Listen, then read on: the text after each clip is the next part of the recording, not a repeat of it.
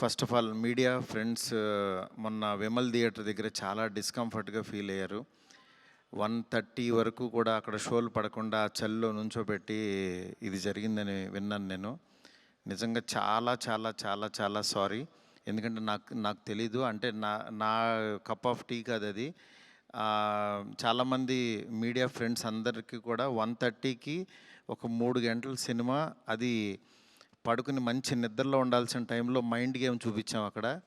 ఆ mind game దాని తర్వాత రిజల్ట్ కరెక్ట్గా 4:30కి ఆ రిజల్ట్ బాగా రాశారు. Thank you so much. ఎందుకంటే ఒక సినిమా అంటే ఎంటర్టైన్మెంట్ సినిమా ఏదో వేయచ్చు, కానీ ఇంత మైండ్ గేమ్స్ ఇవన్నీ ఉన్న టైంలో యాక్చువల్గా రాంగ్ టైంలో పడి కొంచెం అందరిని ఇబ్బంది పెట్టాము.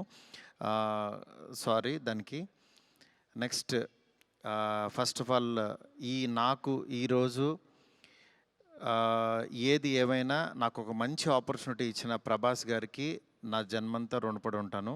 ఎందుకంటే ఒక నార్మల్ మిడ్ రేంజ్ డైరెక్టర్కి ప్రభాస్ సినిమా తీసాడు అనిపించేలా చేసిన ప్రభాస్ గారికి చాలా చాలా చాలా థ్యాంక్స్.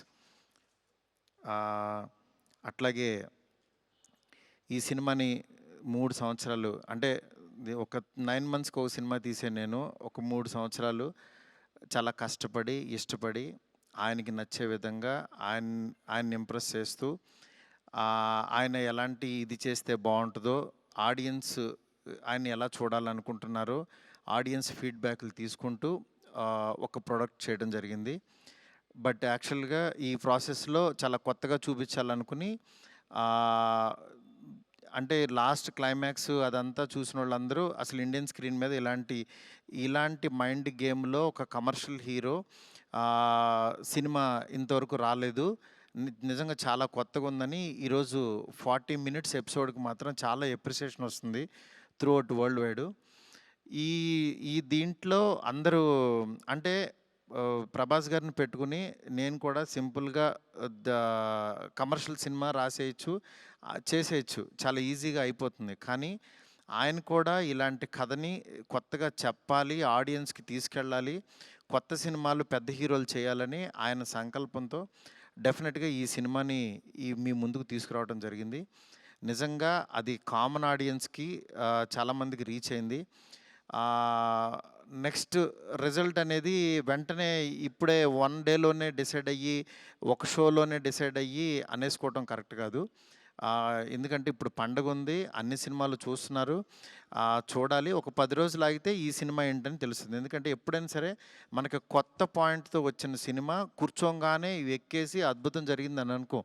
ఎందుకంటే కొత్త పాయింట్ ఎప్పుడైనా ఇట్ విల్ టేక్ టైం. డెఫినెట్గా ఇందులో ఉన్న కొత్త పాయింట్లో ఉన్న చిన్న చిన్న మంచి పాయింట్స్ మాత్రం డెఫినెట్గా వీటి గురించి మాట్లాడుతున్నారు. ఈ ఎపిసోడ్ ఇలాగని చాలా కొంతమంది ఇంటలెక్చువల్ పీపుల్ కొంతమంది మాట్లాడుతున్నారు, అర్థం కాని వాళ్ళు తిడుతున్నారు, ఇట్లా రకరకాల ఇవన్నీ వస్తున్నాయి. ఇట్లాంటి దాంట్లో అప్పుడే మాత్రం డిసైడ్ చేయొద్దు దయచేసి. రిజల్ట్ కొంచెం వెయిట్ చేయండి, ఓపికగా చూడండి. నిజంగా ప్రభాస్ గారి అభిమానులు కొంతమంది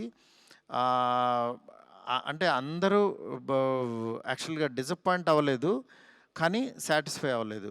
బికాజ్ మేము ట్రైలర్లో ప్రభాస్ గారిని చూపించాం, ఏది ఓల్డ్ గెటప్ చూపించాము, ఇట్లా రాక్షసుణ్ణి అనేది చూపించాము, ఆయన యాటిట్యూడు, ఆయన స్వాగు, ఇవంతా ఆయన్ని ఎక్కువ పరిచయం చేసాం. థియేటర్లోకి వచ్చినప్పుడు మాత్రం జర్కీగా ఆయనేరని వెతుక్కునే ప్రాసెస్లో మేము చూపించే కథని బ్రెయిన్కి ఎక్కించుకోలేకపోయారు కొంచెం ఆ డిసప్పాయింట్మెంట్లో. అందుకని నిన్న ఈవినింగు ప్రభాస్ గారి అభిమానులు చాలామంది ప్రెసిడెంట్స్ కూడా మాట్లాడారు నాతో, అన్న బాగా తీసామన్న సినిమా, ఆ ఓల్డ్ గెటప్ ఏమైందన్నా అది వస్తే కనుక మాకు చాలా హ్యాపీగా ఉంటుందని చాలామంది అభిమానులు మాట్లాడారు.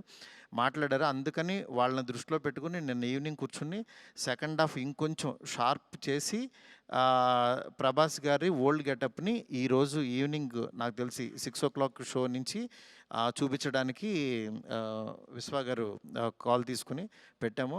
ఆయన ఎపిసోడ్ డెఫినెట్గా మైండ్ బ్లోయింగ్ ఉంటుంది.